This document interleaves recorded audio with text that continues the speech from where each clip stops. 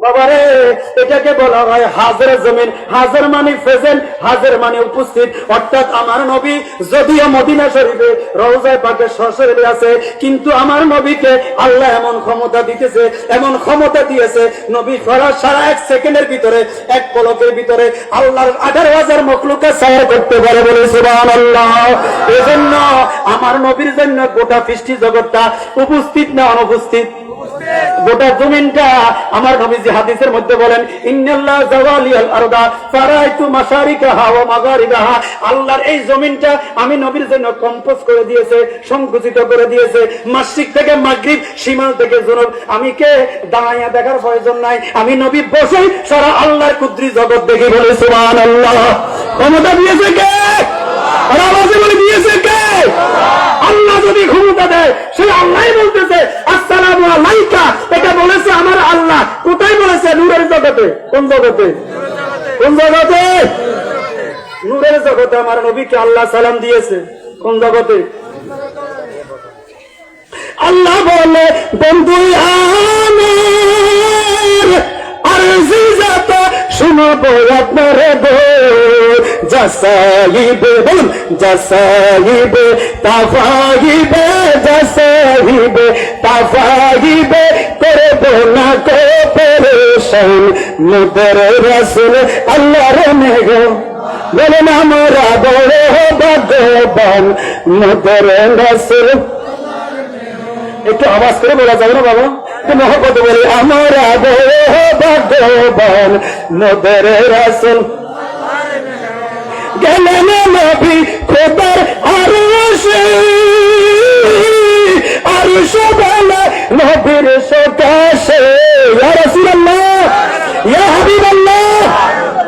গেলেন নবী খোদার আরশে, আরশ বলে নবীর সকাশে, জুতা মুবারকের দুলা, জুতা মুবারকের দুলা আমার গায়ে রেখে যান মুদের রাসূল আল্লাহর মেঘ। একটু মহব্বত বলে, আমরা বড় ভাগ্যবান মুদের রাসূল আল্লাহর মেঘ। আমরা বড় ভাগ্যবান মুদের রাসূল। মহব্বত বলে আলহামদুলিল্লাহ। আমরা ভাগ্যবান কিনা? কারণ আমার নবী কার মেহমান? কার মেহমান? একটু খুশি নাকি বেজার? কারা কারা খুশি হাত তুলে দেখাই। আল্লাহু আকবার।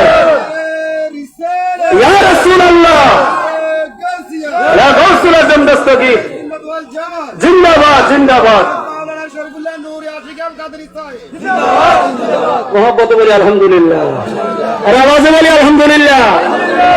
আমরা কিয়ামতের ময়দানে প্রাউড করব। কি করব?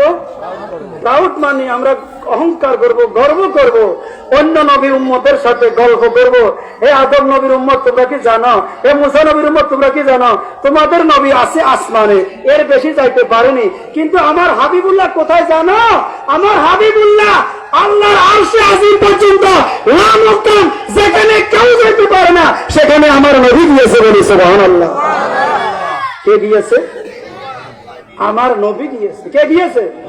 যেখানে কেউ যেতে পারে না, সেখানে গেছে কে? আমার নবী। যে আমার, অতএব সেই নবীর উম্মত আমরা। কোন নবীর উম্মত? সেই নবীর উম্মত। এজন্য ময়দানে মাহশরে আমরা গর্ব করে বলবো, আমরা এমন নবী পেয়েছি যে নবী আল্লাহর মেহমান হয়েছে, বলি আলহামদুলিল্লাহ। আওয়াজে বলি আলহামদুলিল্লাহ। আমি আপনাদেরকে বলবো, আমরা সবাই আমাদের দৈনন্দিন যত কাজগুলো আমরা করি, এই কাজগুলো যদি আমরা একটু সিস্টেমেটিক করি, তাহলে নবীর সুন্নতের সাথে মিলে যাবে। সুন্নত যখন হয়ে যাবে, সেটা ইবাদত হয়ে যাবে। কথা বলেন ঠিক কিনা? সুন্নত যদি না হয়, সেটা ইবাদত হবে। কথা বলেন ঠিক কিনা?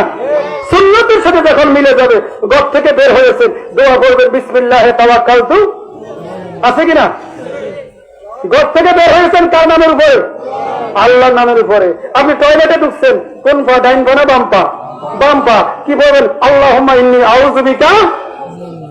আচ্ছা বলেন, আমরা দৈনিক 2 বার 3 বার সবাই টয়লেটে যাই, হয় কিনা? বলেন রে হুজুর, আমি সপ্তাহে একদিন যাই, এরকম কেউ আসেননি? হ্যাঁ, মনে করবেন আপনি পারবেন অসুস্থ। তাহলে দৈনন্দিন আমরা সবাই 3 বার 4 বার যাই কিনা? তো যাওয়াটা যদি সুন্নত মতে যাই সেটা ইবাদত হবে কিনা? নাকি হবে না? আমার একদিকে হাজতে সেরে গেল, ইবাদত হয়ে গেল। সিস্টেম কি?